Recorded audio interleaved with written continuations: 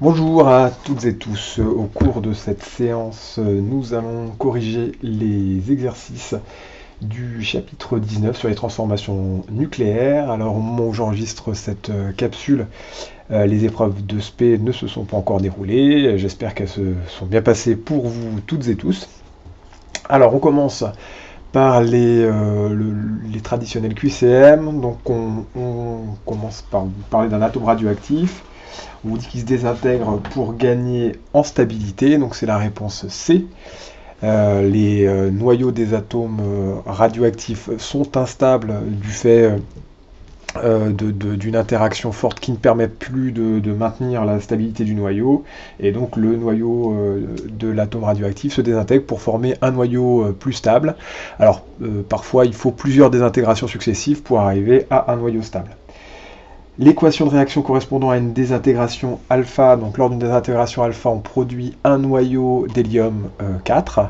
Donc c'est ce noyau d'hélium 4 avec 2 protons, 2 neutrons ici. Là, on a une désintégration bêta+, caractérisée par la présence d'un positon. Et là, une désintégration bêta- qu'on peut observer grâce à la présence d'un électron ici. On remarque qu'à chaque fois, on a conservation des lois de Soddy, c'est-à-dire conservation du nombre de masses, 220 égale 216 plus 4, et conservation du nombre de charges, 86 égale 84. Bêta+, caractérisé par l'émission d'une particule appelée donc positon, c'est l'anti-particule de l'électron.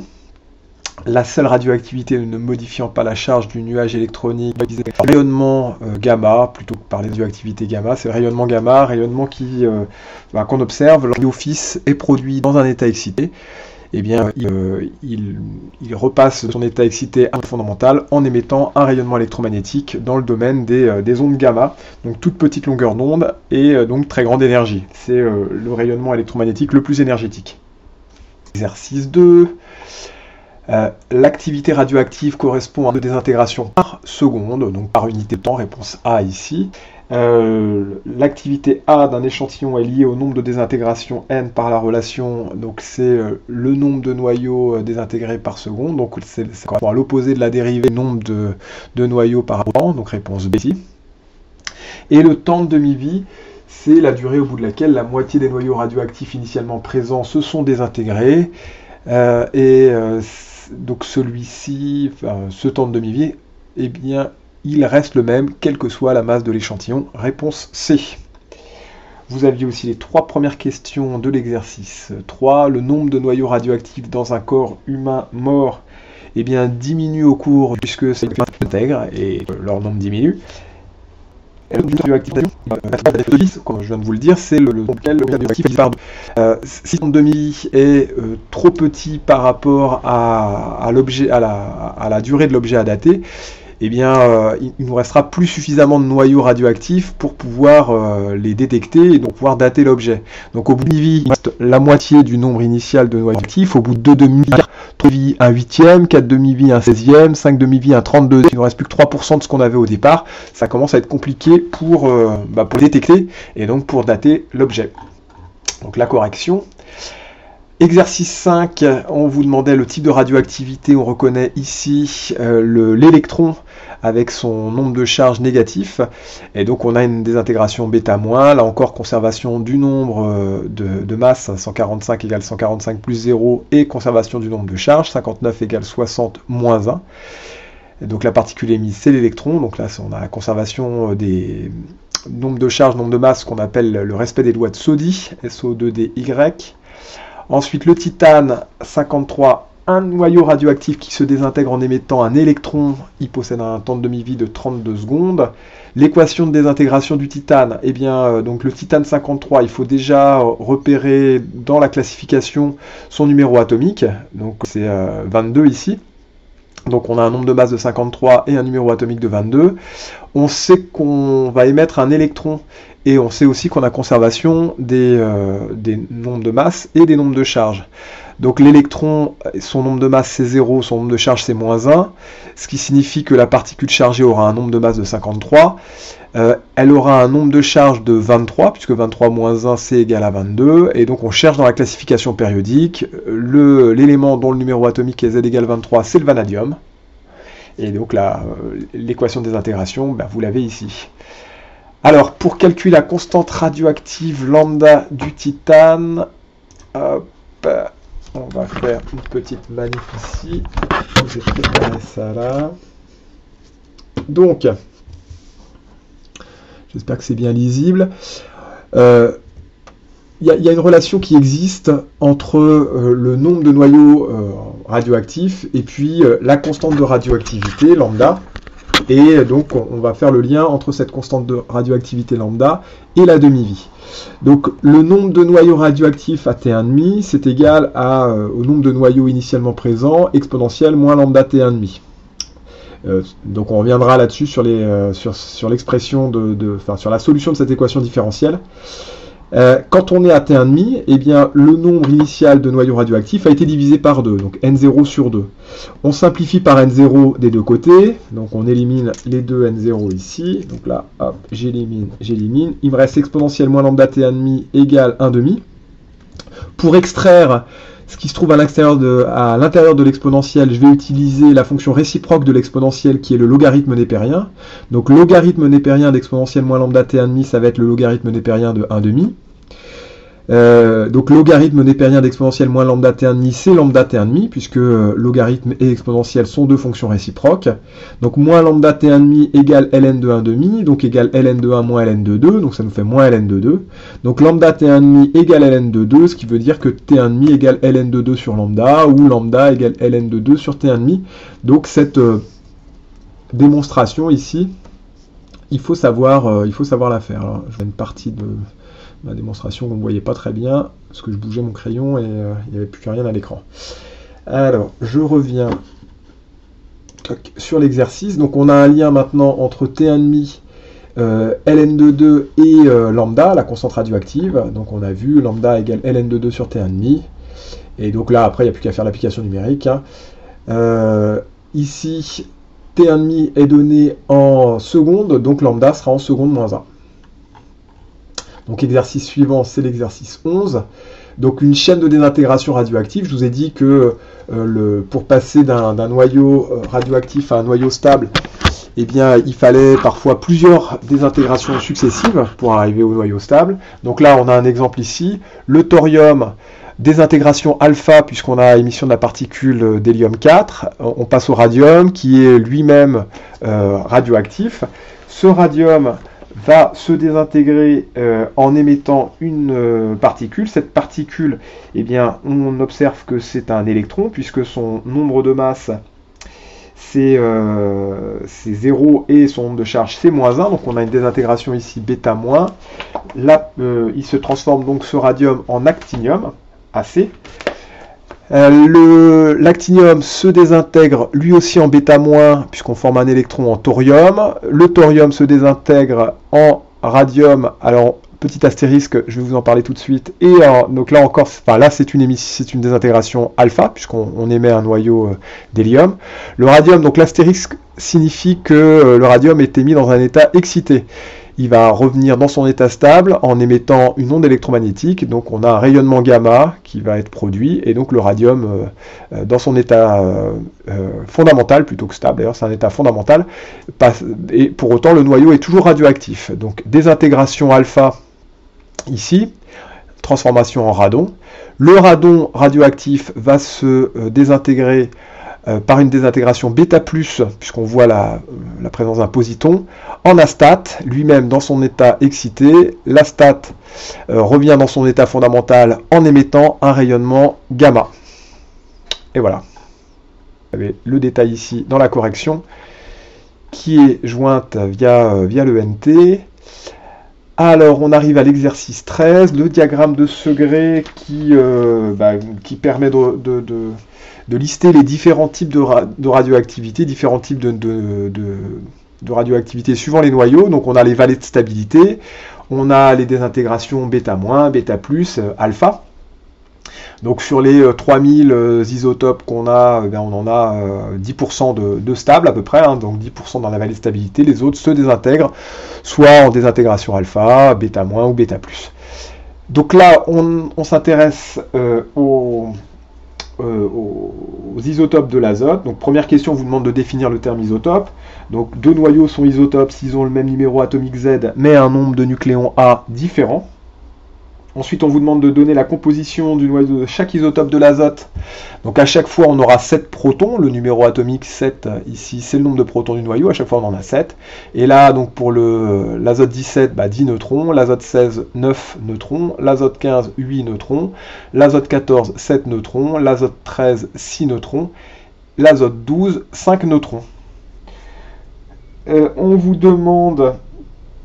en analysant leur structure, identifier quelle particule est en excès dans chacun de ces isotopes.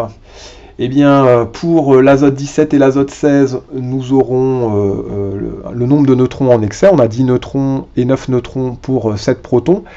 En rouge, on a les deux isotopes stables. Et puis en jaune, eh bien, on a un excès de protons. Donc pour l'azote 13 et l'azote 12, puisqu'on a 7 protons, 6 neutrons pour l'azote 13 et 7 protons, 5 neutrons pour l'azote 12. Donc ensuite, on vous demandait d'en déduire le type de radioactivité associée. Alors, là encore, petite manip ici. Alors, je ne l'ai pas noté. Donc là... Ici, donc on a, quand on a un excès de neutrons, ce qui est le cas pour l'azote 17 et l'azote 16. Donc un excès de neutrons, d'après les lois de Soddy, donc le neutron va se transformer en proton. Conservation du nombre de nucléons et conservation du nombre de charges. Donc on va se retrouver ici. Donc, un proton qui se transforme en neutron, qui est une particule qui a un nombre de masse qui vaut 0, conservation du nombre de charges. Cette particule a un nombre de charges qui vaut 1, donc nombre de masse 0, nombre de charge 1, c'est le positon.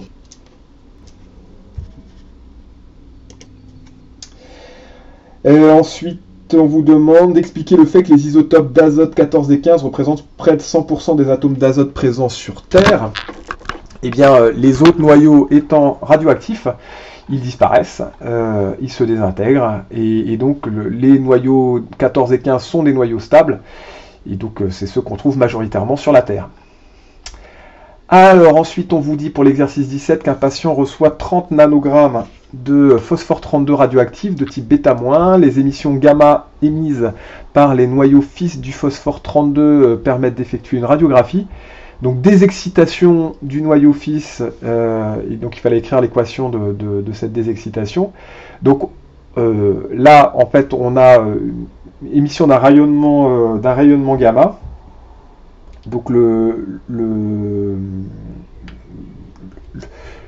donc là, on a ce rayonnement gamma, mais qui vient uniquement dans un deuxième temps, à partir du noyau de phosphore 32. Donc on va écrire la première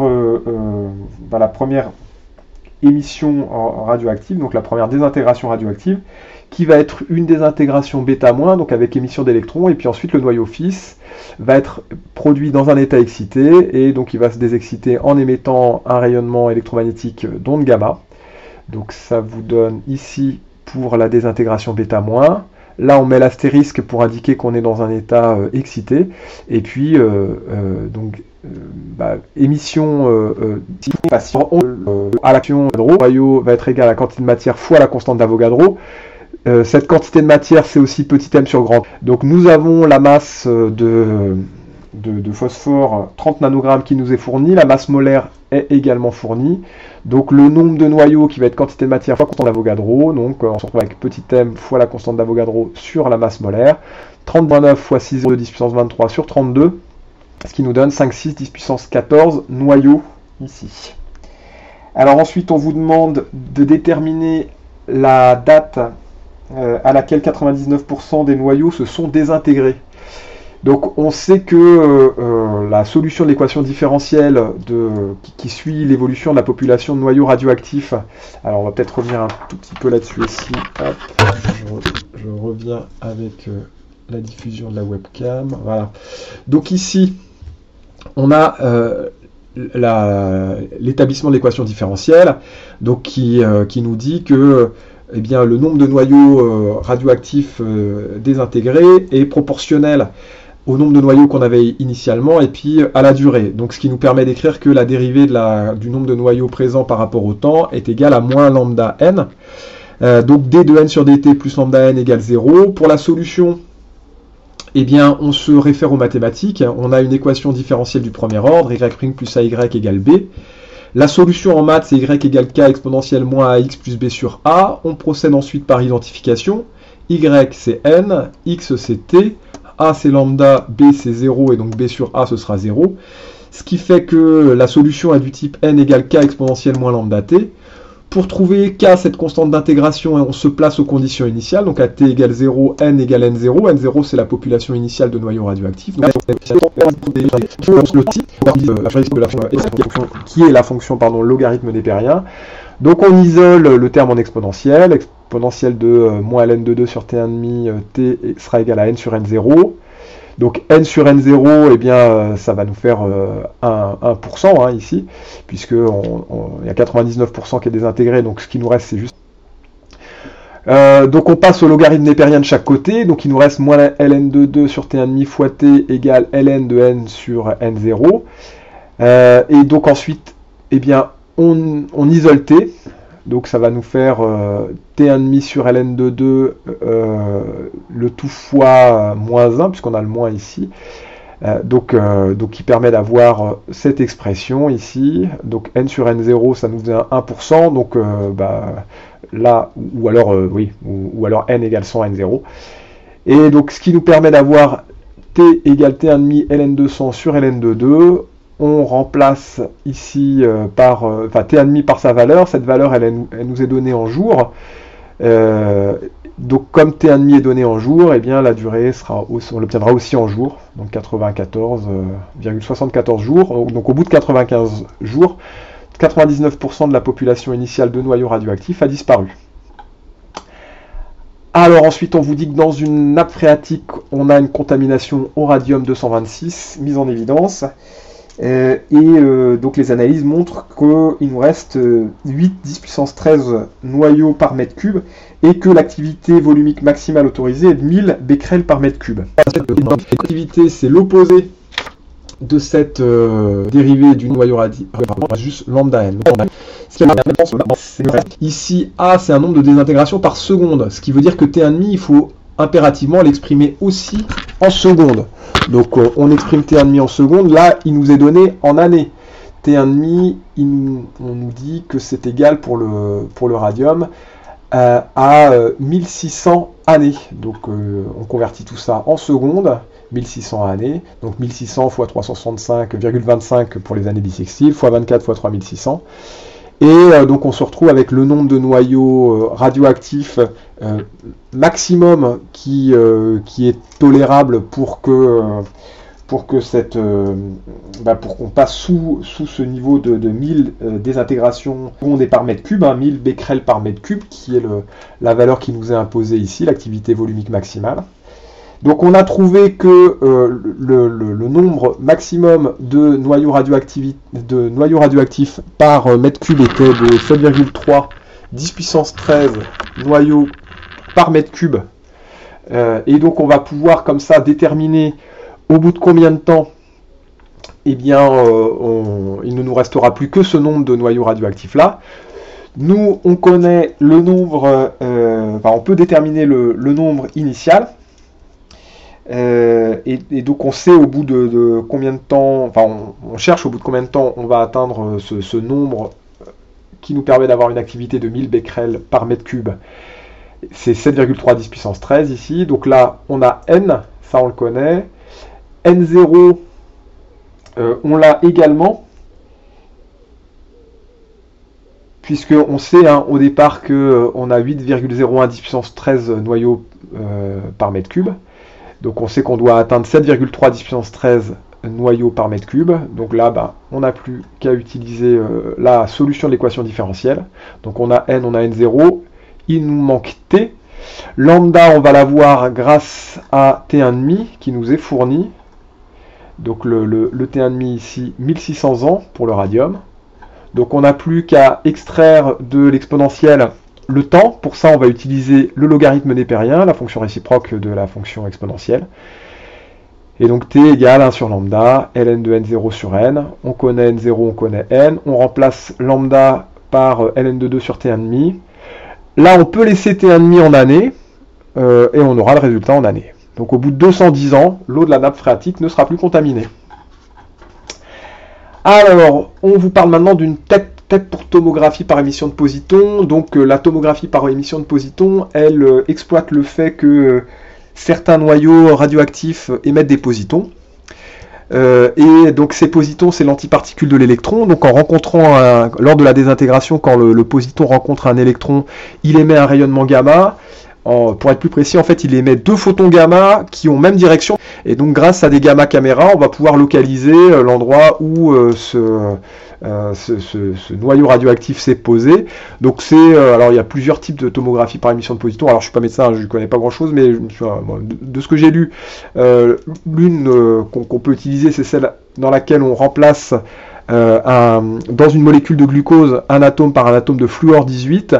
Les molécules de glucose sont très utilisées par les cellules cancéreuses, et donc comme elles vont surconsommer du glucose, ces cellules cancéreuses, eh bien on va repérer les endroits où le glucose va être particulièrement consommé. On va pouvoir identifier comme ça la présence de cellules cancéreuses. Donc c'est une des utilisations possibles pour la TEP, tomographie par émission de positons.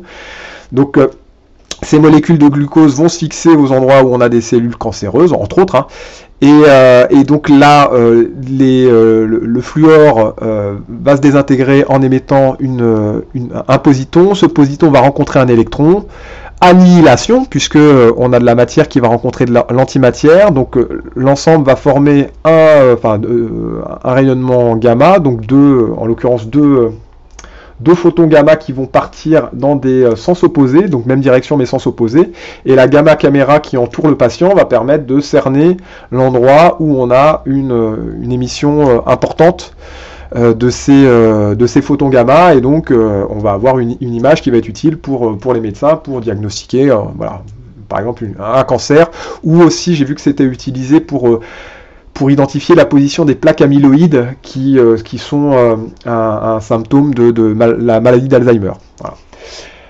Donc, écrire l'équation de désintégration de l'azote 13, donc on a une désintégration bêta+, donc là encore, respect des lois de Soddy, bêta+, c'est le positon, donc nombre de masse égale à 0 et nombre de charge égale à 1. Donc l'azote 13 va se transformer en positon, donc nombre de masse 0 et nombre de charge 1, et en un autre élément qui aura un nombre de masse de 13, parce que 13 égale 0 plus 13, et un nombre de charge de 6, puisque 7 égale 1 plus 6, et donc là le nombre de charge de 6 ou numéro atomique de 6, donc là on a la solution, voilà ici, donc l'équation de désintégration bêta+. Ensuite, on vous demande d'expliquer en quoi le carbone 11 ou 12 le carbone 11 ou l'azote 12 qui émettent également des positons ne sont pas adaptés pour ce type d'examen. Donc là, on va se fier au temps de demi-vie qui nous sont fournis dans les données. Voilà. Donc pour le carbone 11, c'est 20 minutes. Donc ce qui fait que la population de noyaux radioactifs va diminuer moins vite dans le cas du carbone que dans le cas de l'azote, et donc ce qui va induire un examen plus long, donc c'est moins pratique pour le médecin et pour le patient. Alors que pour l'azote 12, eh bien là c'est le contraire, c'est trop rapide. Au bout de 11 millisecondes, on n'a plus que la moitié de la population initiale de noyaux radioactifs. Donc là ça va trop vite pour la gamma caméra, donc voilà, l'azote 13 est un compromis. On vous demande ensuite de déterminer le nombre initial de noyaux radioactifs.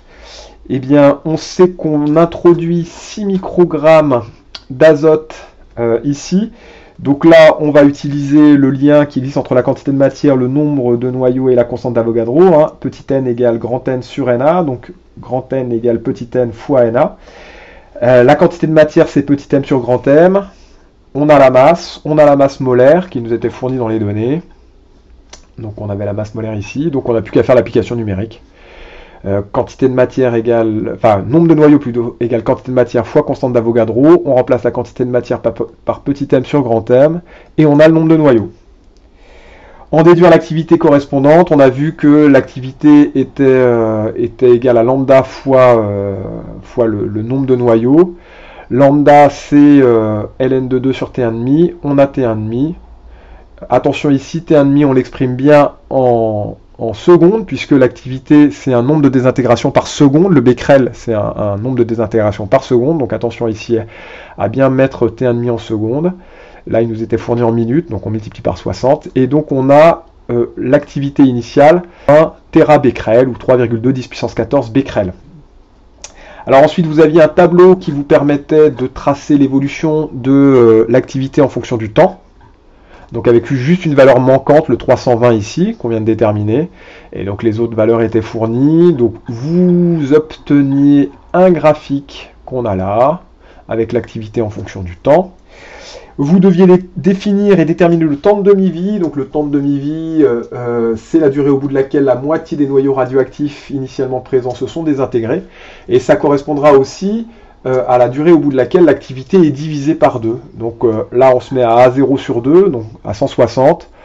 On laisse bien les traits de construction, on prend l'antécédent et ça nous fait 600 secondes. Là, le temps de demi-vie était donné à 9,97 minutes. 600 secondes, ça fait 10 minutes. Donc une petite comparaison voilà, rapide nous montre que c'est tout à fait cohérent avec l'indication qui était fournie. Et on termine avec Ötzi. Donc c'est une momie qui a été retrouvée dans la glace, particulièrement bien conservée. Et donc on a pu dater grâce à la quantité de carbone 14 qu'elle contenait. Donc le carbone 14 est un isotope radioactif du carbone 12. Et dont la quantité est constante pendant la vie, puisque en fait en ingérant des végétaux, des animaux, eh bien, on maintient notre quantité de carbone 14. Au moment où l'organisme vivant meurt, eh bien, il ne renouvelle plus son carbone 14 qui va se désintégrer. On peut estimer la quantité initiale de noyaux de carbone 14 qu'il avait au moment de sa mort en fonction de sa masse. Et en mesurant la quantité de carbone 14 qui reste, on peut en déduire quand l'organisme vivant est mort. Donc, première question, on vous demande de calculer le nombre de noyaux de carbone 14 à la mort d'Ötzi. Donc là, eh bien, là encore, hein, c'est le nombre de noyaux, c'est quantité de matière fois constante d'Avogadro. Quantité de matière, petit m sur grand M. On remplace et on a le nombre de noyaux. Ensuite, on vous demande de déterminer le temps de demi-vie. On a le graphique. Et donc, on a N0, le nombre de noyaux radioactifs du départ. On se met à N0 sur 2. On reporte. De déterminer le noyau de carbone 14 toujours présent dans la momie. Donc, pour ça, on sait qu'on a une activité de 7,91 kBecquerel. Les noyaux sont liés donc le nombre de noyaux radioactifs encore présents, c'est l'activité sur lambda. Lambda, on sait que c'est égal à ln de 2 sur t1,5. Donc le nombre de noyaux, ce sera l'activité fois t1,5 sur ln de 2. T1,5 en secondes, puisque l'activité, c'est un nombre de désintégration par seconde. Et donc on trouve le nombre de noyaux radioactifs qui nous reste, 2 10 puissance 15.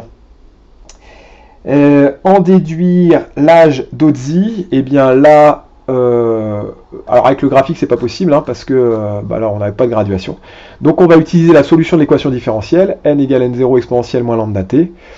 On on isole plutôt le temps. Pour ça on va utiliser la fonction réciproque de l'exponentielle, donc la fonction logarithme népérien. Donc moins lambda t égale ln de n sur n0, t égale 1 sur lambda ln de n0 sur n. Ici, ça nous ferait t égale moins 1 sur lambda ln de n sur n0, et donc 1 sur lambda ln de n0 sur n. On remplace lambda par ln de 2 sur t1,5, et donc le t1,5, 5500 ans, ce qu'on a trouvé grâce au graphique, et donc t égale 5300 ans.